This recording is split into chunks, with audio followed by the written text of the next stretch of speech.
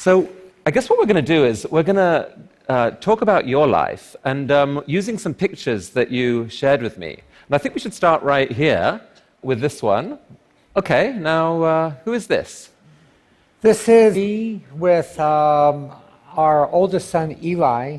He was about age 5. This is taken in Nigeria right after having taken the Washington, D.C. bar exam. Okay, but this doesn't really look like a Martine. Right, that was myself as a male, the way I was brought up, and before I transitioned from male to female and Martin to Martine. You were brought up Martine Rothblatt. Correct.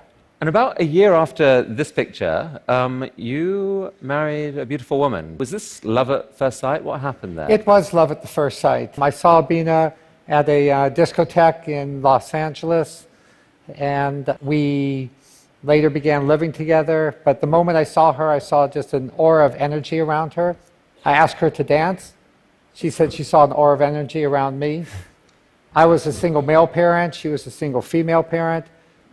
We showed each other our kids' pictures, and we've been happily married for a third of a century now. And at the time, you were kind of this hotshot entrepreneur working with satellites. I think you had 2 successful companies.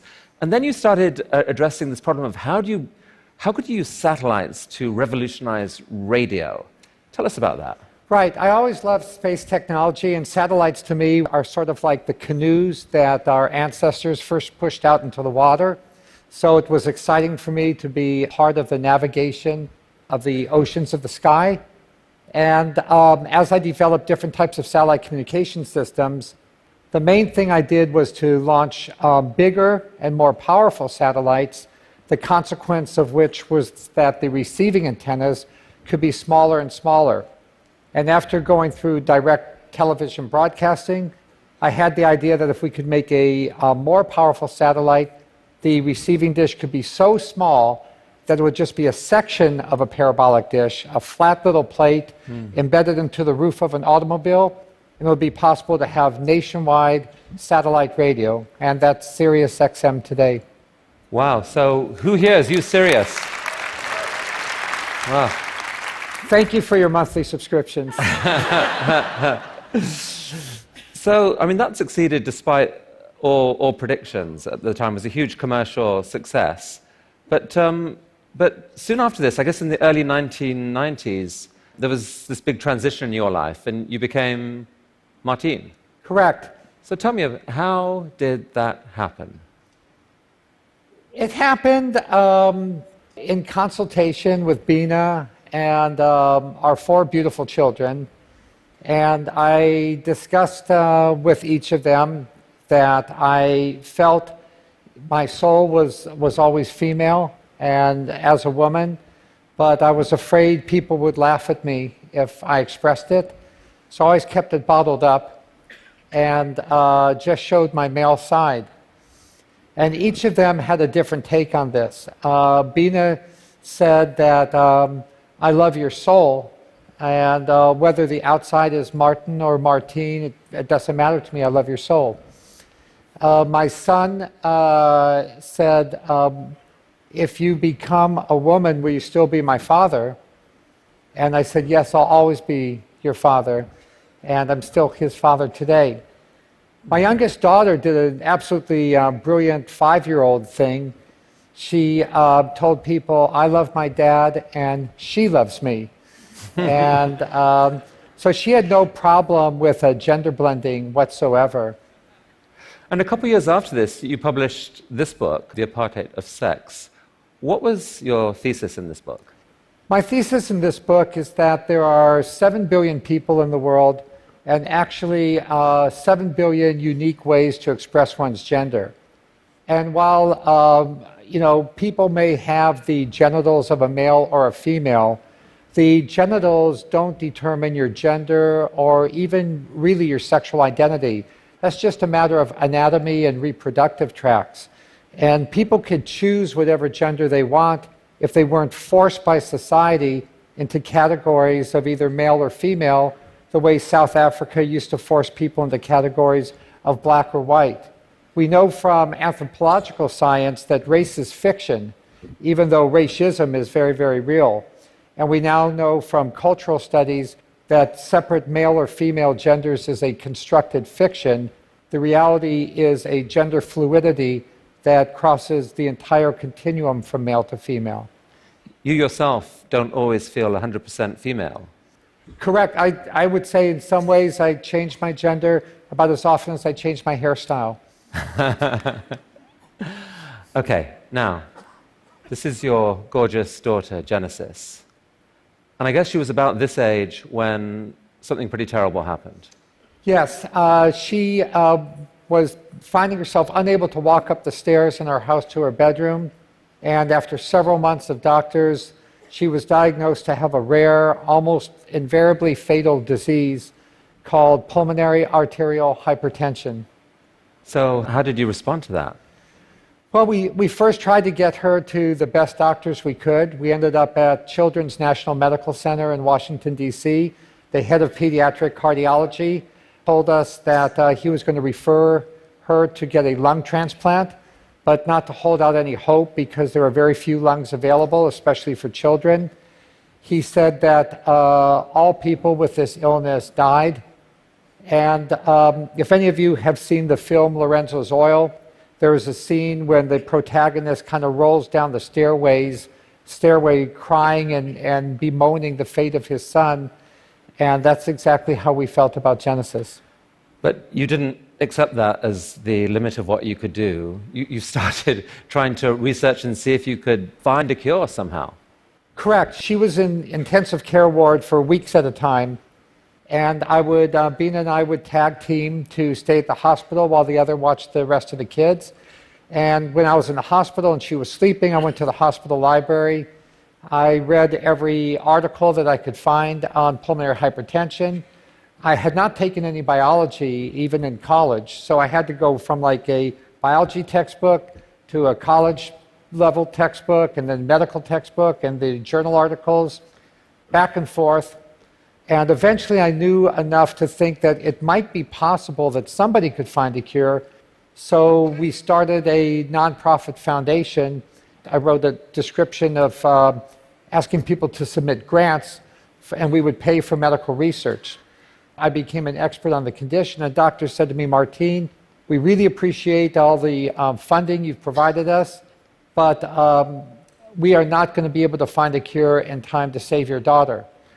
However, there is a medicine that was developed at the Wellcome Trust, Burroughs Wellcome Company, that could halt the progression of the disease, but Burroughs Wellcome has just been acquired by Glaxo Wellcome. They made a decision not to develop any medicines for rare and orphan diseases, and maybe you could use your expertise in satellite communications to develop this cure for pulmonary hypertension. So how on earth did you get access to this drug? I went to Glaxo Wellcome, and after 3 times being rejected and having the door slammed in my face because they weren't going to out-license the drug, to a satellite communications expert, they weren't going to send the drug out to anybody at all, and they thought I didn't have the expertise. Finally, I was able to persuade a small team of people to work with me and develop enough credibility. I wore down their resistance, and they had no hope this drug would even work, by the way. And they tried to tell me, you're just wasting your time, we're sorry about your daughter. But finally, for $25,000 and agreement to pay 10% of any revenues we might ever get, they agreed to give me worldwide rights to this drug. And so you put this drug on the market in a really brilliant way by basically charging what it would take to make the economics work, right? Oh, yes, Chris, but this really wasn't a drug that I ended up getting after I wrote the check for $25,000 and I said, okay, where's the medicine for Genesis? They said, well, Martine, there's no medicine for Genesis. This is just something we tried in rats. And they gave me like a little plastic Ziploc bag of a small amount of powder. They said, don't give it to any human. And they gave me a piece of paper which said it was a patent. And from that, we had to figure out a way to make this medicine. 100 chemists in the US at the top universities all swore that little patent could never be turned into a medicine. If it was turned into a medicine, it could never be delivered because it had a half-life of only 45 minutes. And yet, you, a year or two later, you were there with a medicine that worked for Genesis. Chris, the astonishing thing is that this absolutely worthless piece of powder that had the sparkle of a promise of hope for Genesis is not only keeping Genesis and other people alive today, but produces almost $1.5 billion a year in revenue. So here you go. So you took this company public, right, and made an absolute fortune. And how much have you paid Glaxo, by the way, in the back, in addition to that $25,000? Yeah, well, we pay every year. We pay them 10% of $1.5 billion, $150 million last year, $100 million. It's the best return on investment they ever received. And the best news of all, I guess, is this. Yes, Genesis is an absolutely brilliant young lady. She's alive, healthy today at 30. You see me being in Genesis there. She's... The most amazing thing about Genesis is that while she could do anything with her life, and believe me, if you grew up your whole life telling with people in your face, saying that you've got a fatal disease, I would probably run to like Tahiti and just not want to run into anybody again. But instead, she chooses to work in United Therapeutics. She says she wants to do all she can to help other people with orphan diseases get medicines. And today, she's our project leader for all telepresence activities, where she helps digitally unite the entire company to work together to find cures for pulmonary hypertension. But not everyone who has this disease has been so fortunate. There are still many people dying, and you are tackling that too. How? Exactly, Chris. There's some 3,000 people a year in the United States alone, perhaps 10 times that number worldwide, who continue to die of this illness because the medicines slow down the progression, but they don't halt it. The only cure for pulmonary hypertension, pulmonary fibrosis, cystic fibrosis, emphysema, COPD, what Leonard Nimoy just died of, is a lung transplant. But sadly, there are only enough available lungs for 2,000 people in the US a year to get a lung transplant, whereas nearly 500,000 people a year die of end-stage lung failure. So how can you address that? So I conceptualize the possibility that just like we keep cars and planes and buildings going forever with an unlimited supply of building parts and machine parts, why can't we create an unlimited supply of transplantable organs to keep people living indefinitely, and especially people with lung disease? So we've teamed up with the decoder of the human genome, Craig Venter, and the company he founded with Peter Diamandis, the founder of the X Prize, to genetically modify the pig genome, and so that the pig's organs will not be rejected by the human body, and thereby to create an unlimited supply of transplantable organs. We do this through our company, United Therapeutics. So you really believe that within, a decade, that this shortage of transplantable lungs may be cured through these guys? Absolutely, Chris. I'm as certain as that as I was of the success that we've had with direct television broadcasting, Sirius XM. It's actually not rocket science. It's straightforward engineering away one gene after another. We're so lucky to be born in the time that sequencing genomes is a routine activity, and the brilliant folks at Synthetic Genomics are able to zero in on the pig genome, find exactly the genes that are problematic, and fix them. But it's not just bodies that... that is amazing. It's not just long-lasting bodies that are of interest to you now. It's long-lasting minds. And I think, this graph for you says something quite profound. What does this mean?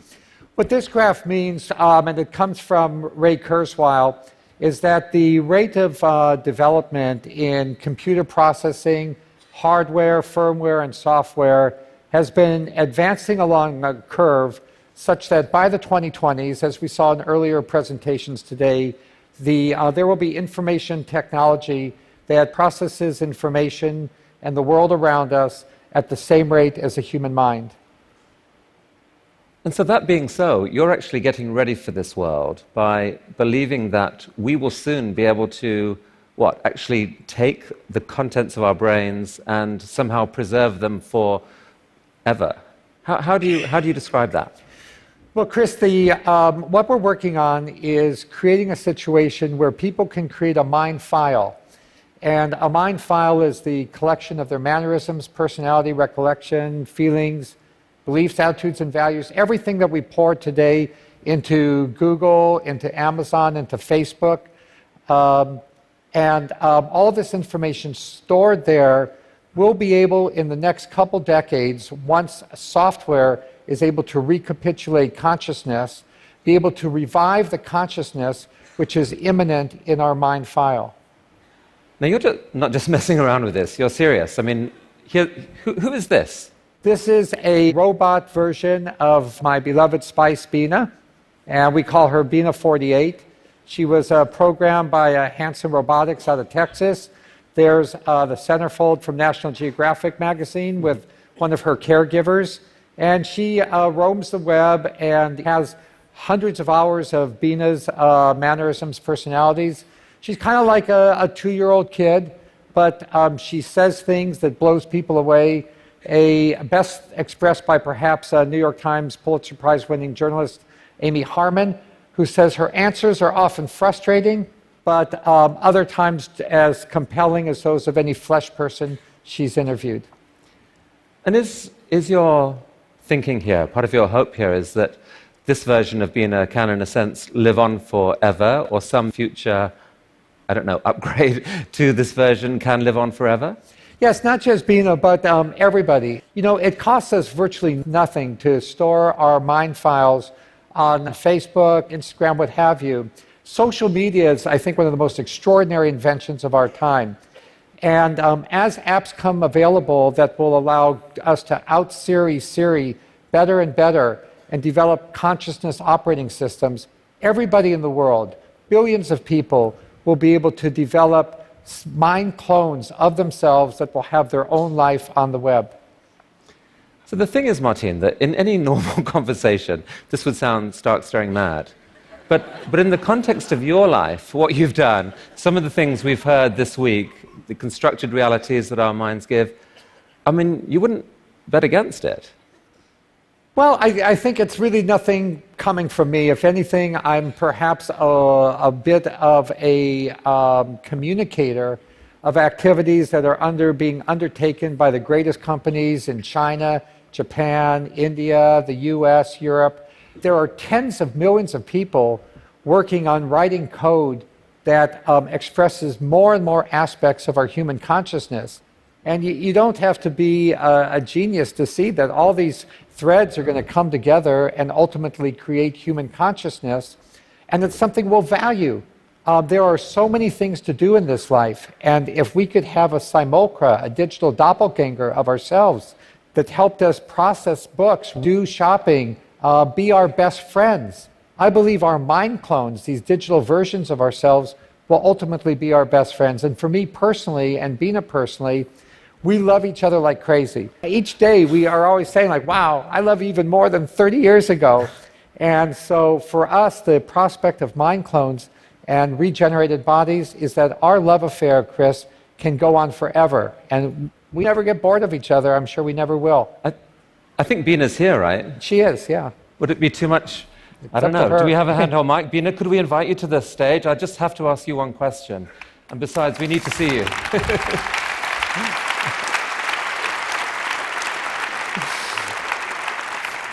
Thank you. Come and join Martine here. Look, when you got married, if someone had told you that in a few years' time the man you were marrying would become a woman, and a few years after that you would become a robot,